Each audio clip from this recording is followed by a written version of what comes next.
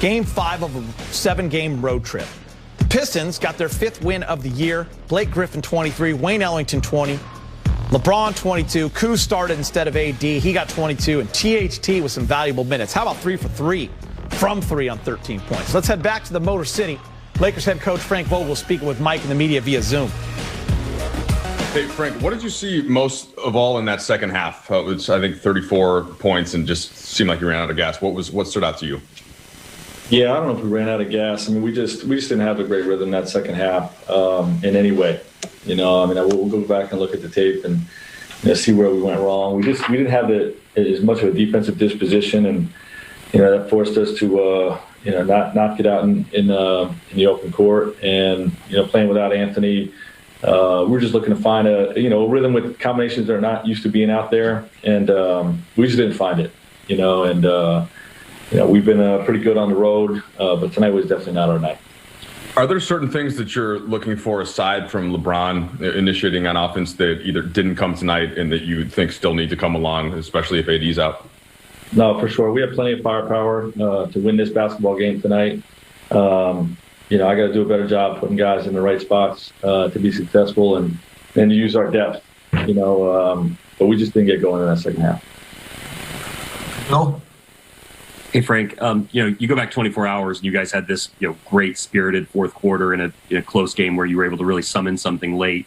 How do you account for the same team 24 hours later, not being able to kind of draw on the same thing?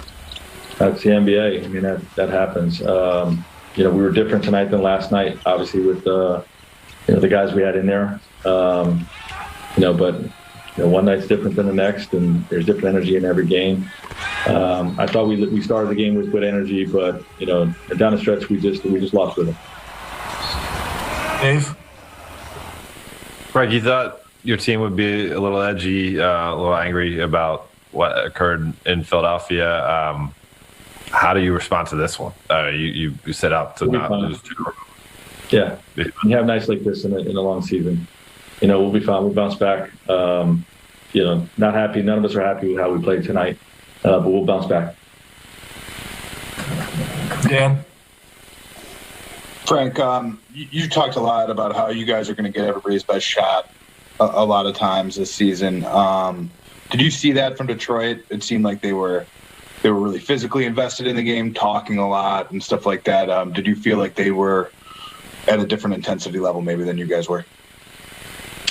I thought our intensity, I don't think it was an intensity thing. I think it was more of an execution thing, and then, like I said, the second half when the shot's not falling, you don't have a rhythm in your offense. Your focus wanes, and, you do credit Detroit. Detroit played a good basketball game. But certainly this is a game we should win.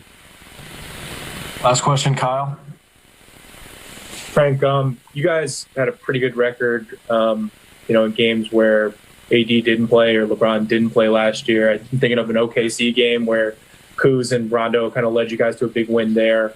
Do you feel like that part of your culture is still intact, or with the new group, do you feel like that will require just kind of building back, or do these things even carry over year to year? I do. We have a team that can make up for a couple guys being out, and I think we'll be that way throughout the course of the year. But tonight, like I said, sometimes you just have some nights where you're off in a lot of ways, and that was us tonight. Thank you, Frank.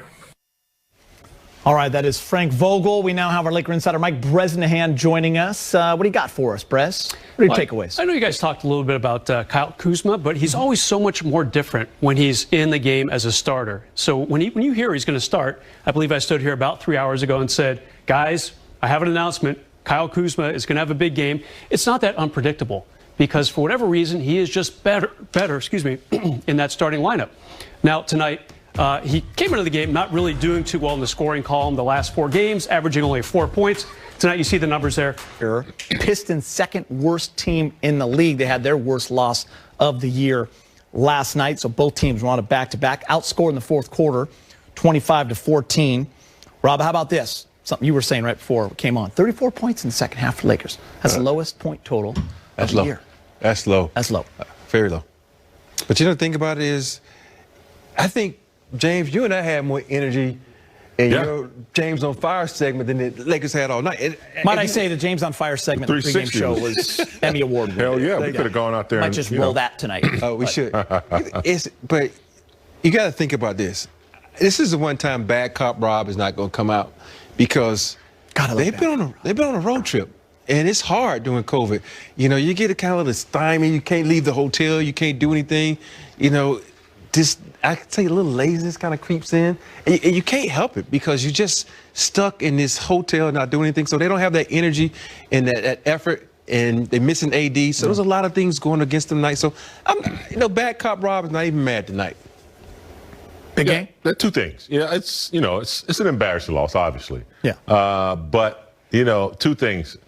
Every night is going to be a big night for whoever the Lakers are playing. Detroit, the worst record.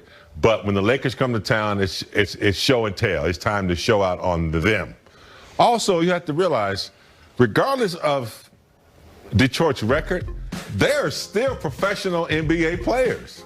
They got here by being really good. It's just not working out as a team and individually. Guys like Wayne Ellington tonight hitting threes. And once they saw that the Lakers were going to let them hang around, because I think most underrated teams, they wait for the big punch to knock them out. That never happened. And so Detroit felt like they could, stay in the game. They thought they could win. Griffin hitting threes, Plumlee, exercising his talent out there. So it's an ugly loss. But I agree with Rob, man. This is an unusual season coming out of the bubble into something else kind of messy. And I just think subconsciously, they probably thought they were going to beat the Pistons. Resting AD, thought they could get away with it. But Detroit showed up to play tonight, and the Lakers couldn't overcome. I mean, we know that's not the Lakers. 34 points in the second half. And interestingly enough, big game. It was kind of the way for me that second quarter ended. Lakers were up 57-50. It seemed to have some life. They're actually shooting a great percentage. They were shooting 60% from three, 9 of 15 at the time. And then missed a bunny, and Pistons went on a 6-0 run, and that game kind of changed in that last minute, and the Pistons came out on fire. And the Lakers from that point on only made 2 threes the rest of the game. I mean, Wayne Ellington and Blake Griffin had 11 threes between them. Yeah. Lakers as a team had 12, and just the 34 points in the second half. It's interesting. It was 87-88 with 8 minutes and 40 seconds left in that fourth quarter. THT hit a 3. The Lakers didn't score again for what seemed like 2 hours. I know. It was 7 minutes.